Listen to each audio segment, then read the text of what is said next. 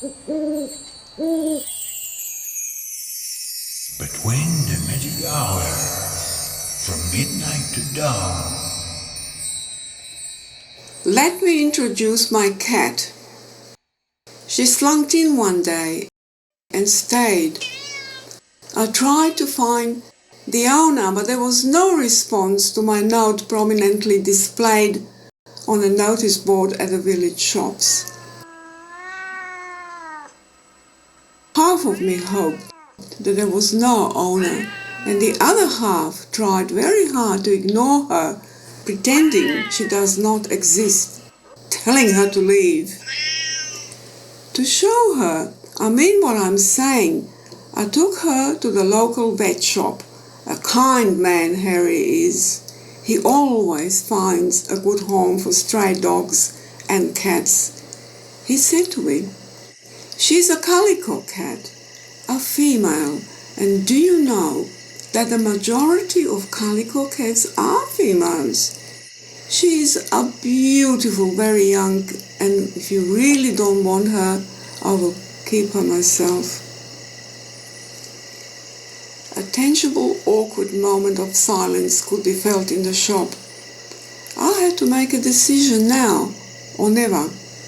"Well," I said, and before I could finish my sentence, he continued, "She is an extraordinary cat, a unique, elegant feline. You will not regret it keeping her. She will reward you endlessly." He spoke so convincingly. To this day, I don't know if Harry used a very clever approach of reverse psychology or he meant what he was saying, but it worked. "I'm keeping her," I said with a noticeable tinge of doubt in my voice, "and I don't even like cats. This is just between you and me." I was given a packet of biscuits thoughtfully chosen from a selection displayed on the shelf. I thanked him for his kindness and left the shop. "Call me if you need me, or I shall call you if the owner turns up," he waved, smiling politely. I hurried home with the cat tucked in the basket, looking at me with her odd eyes, one blue and the other one green, sniffing the air with the damp nose as to say, "I am staying. I've found a home at last."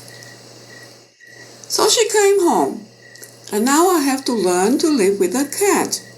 More appropriately, we have to learn to live with each other. I never had a cat. Even as a child, cats and dogs were not part of our household.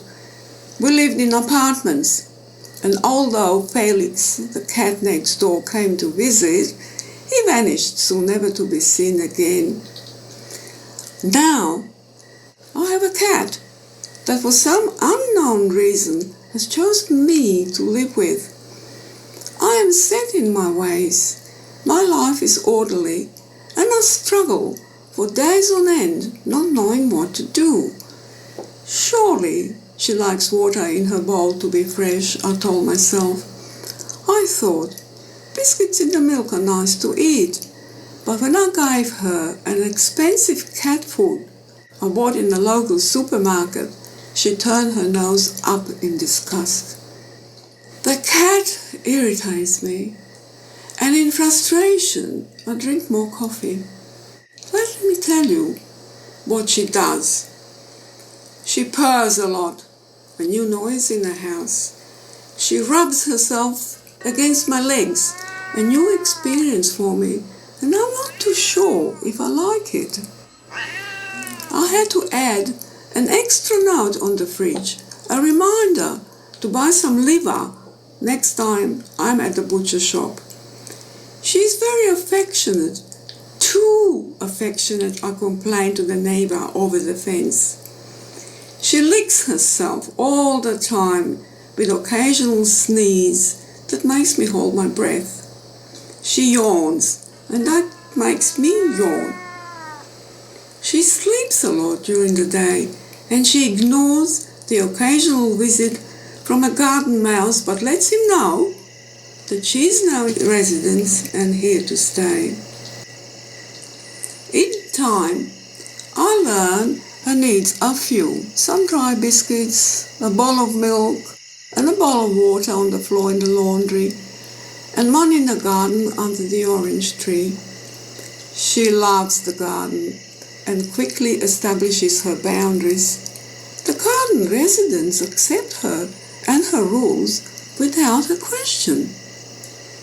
I notice her regular visits to the barn. A morning ritual includes a quick rub against an old tree. She loves the tall grasses, where at times she snoozes stretched out on her back with all four legs up in the air. She befriends the wind that visits my garden regularly, and she has manners when indoors, and I'm getting used to her being around. God forbid. She loves to nest in my chair, and I also love to take refuge in my chair full of scattered cushions gathered on my travels. She knows the chair is mine, so she retreats for a brief moment when she senses that I want to sit in it. Then, ever so lightly, jumps up onto my lap. Her next move is to shift from my lap onto my shoulder. I react badly. I am still not used to sharing the same breathing space with a cat. I'm not happy about her tail flicking the end of my nose. I am in a state of shock. But when she starts to purr, to my astonishment in time, my resentment slowly diminishes. She sniffs the air with her damp nose as to say, "This is my home now, and I have no regrets. I chose well." My life has changed somewhat since the cat moved in. She keeps me company. She is always there in the right spot at the right time. And as hours merge into stillness of the night, I wonder if I am sane. I am tired. My bones ache. I am an artist and I paint with passion. I paint till midnight without a break. I brew a pot of jasmine tea. I choose a homemade honey biscuit as a treat. And with my heavy eyelids closing, I struggle to stay awake. The sleep-induced dream washes over my tired body. Last thing I remember is cat's purr hypnotizing me into the even deeper slumber. I think I heard the clock chime 12 times, and for some strange reason I think I see the cat leaving through the cat door in the laundry into the night. I promised myself that next time I see her disappearing into the back garden, I shall follow. And one night I do.